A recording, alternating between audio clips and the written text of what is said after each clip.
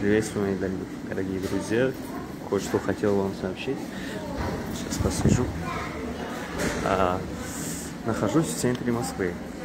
Метро Третьяковская, у входа. В подземке прям. Тут открылся. Смотрите, что. Вот здесь вы можете сдать анализ на ПЦР-тест. Экспресс-тест называется. Бесплатно.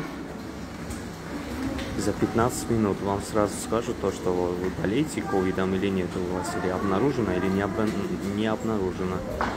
Но никаких справок не выдают.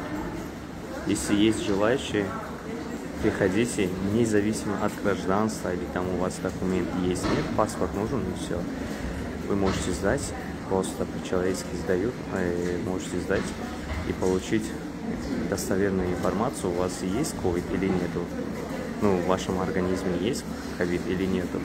Поэтому, если что, обращайтесь. Еще раз говорю, бесплатно и срочно. Можно так сказать, чтобы очень многие не понимают, что такое экспресс. Бесплатно и срочно. За 15 минут вам сделают такую справку. Ну, не справку, вы можете узнать. Точно покажу. Еще раз.